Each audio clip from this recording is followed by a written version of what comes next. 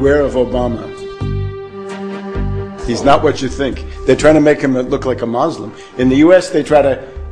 He may have been a Muslim at one point, but they want to hide in the U.S. But in the world, they want to say, "Oh, he's a Muslim. You should like him." I'm basically a writer. I'm a historian. I've written about terrorism in Central Europe. I've written about George Bush the Elder. My unauthorized biography of George Bush is, I think, a fairly well-known book on the internet. I've written about the world economic crisis, a book called Surviving the Cataclysm. I've done essays on history called Against Oligarchy, and then 9/11 Synthetic Terror Made in USA. And I have one book that's now out, Obama, the Postmodern Coup, The Making of a Manchurian Candidate. But I'm so alarmed by the phenomenon of Obama that I've written not one book this year, but two. There's a second book coming out, The Unauthorized Biography of Obama. In terms of U.S. politics, my task is basically to call people's attention to the most dangerous covert operation that's going on at any given time. From 2001 to 2007, that was the entire 9/11 myth and the attempt to start wars, the Afghan war, the Iraq war, and for a time the Iran war. Up until about the middle, say about July, August of 2007, that was a very real danger, so I focused on that. Now that danger is changing. It has radically shifted. The greatest danger is now a covert operation around the candidacy of Obama. It's a kind of political coup d'etat going on in the United States with great danger for the world, because the policy represented by Obama is more aggressive, more militaristic, and generally speaking, more catastrophic than anything the neocons had. There's nothing good to say about McCain, just much worse things to say about Obama. Obama is a world tragedy in the making. This is a catastrophic situation if Obama becomes president. He is a puppet of the Trilateral Commission, and in particular of Zbigniew Brzezinski. And this is a clique of bankers. They ran the Carter administration. Many people today don't remember how disastrous the Carter administration was, but it was a very, very terrible time, economically as well as strategically. And now this same group has groomed another puppet, this time with more preparation, more indoctrination. So this is the moment where this clique of bankers decides to bring in a new face. And this time, not a right-winger, not a neocon, but a left-wing demagogue who promises hope and change, but actually represents policies that are qualitatively worse, qualitatively more destructive, and he can deliver Europe as pawns, as puppets, as expendable assets. Because the project of the next administration in the U.S., if it's Obama, is going to be not so much wars in the Middle East, but wars on a greater scale.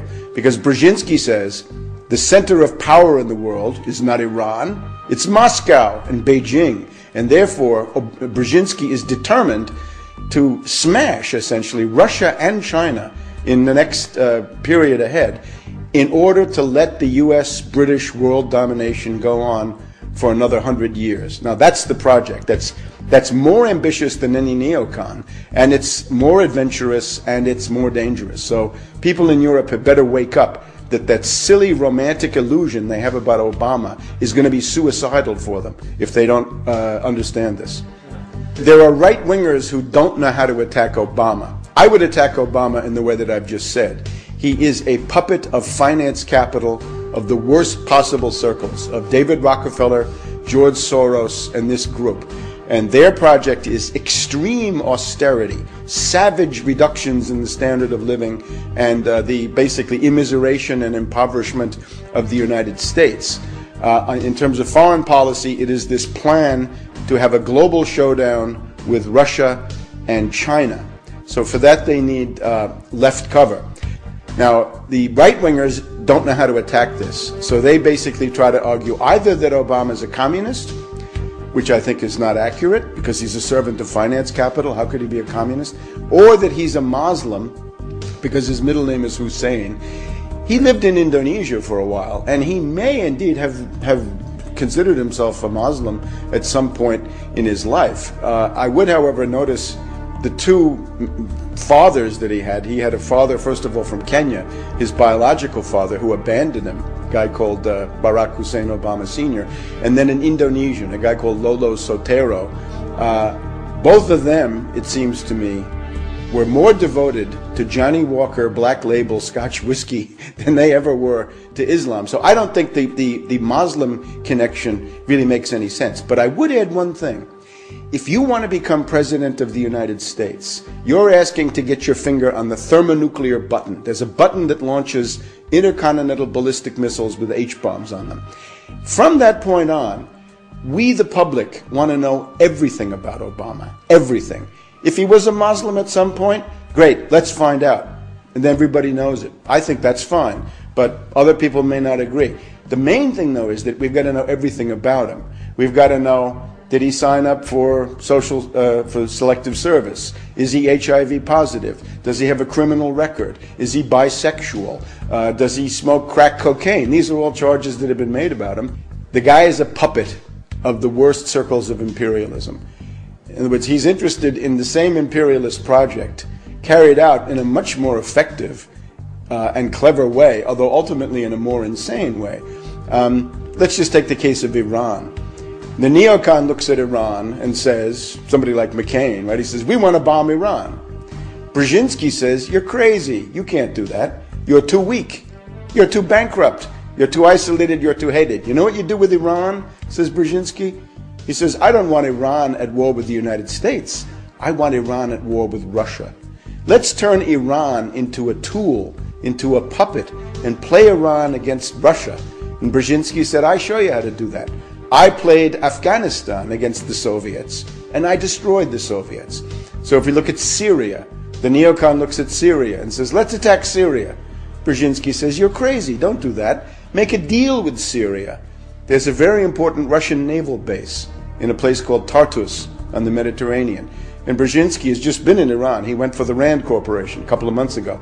The goal would be to get the Russians out of Tartus and try to turn Syria, if possible, against the Russians. So instead of having Muslims as being the target, the Muslims become cannon fodder for the project against Russia and China. Let's take Chinese Turkestan. Right? There's a Muslim minority there, the Uyghurs. Right? What's Brzezinski's plan for them? It's to have them fight and die in some kind of an insurrection. He's got an insurrection going in Tibet. The idea right now is forget about the target list that you've known. The target list is getting bigger. Let me add a couple of others to the target list. Let's take Sudan, Arab country, Arab League. Why is Sudan being targeted? What's the story with Darfur? Why are they doing that? Are they really concerned about a humanitarian emergency? No. They're concerned because 7% of the oil for China comes from Sudan. They're looking desperately for a pretext to go into Sudan, overthrow General Bashir, and cut off that oil going to Sudan. Now let's take the really big one. Up until now, everybody's been focused on Iran.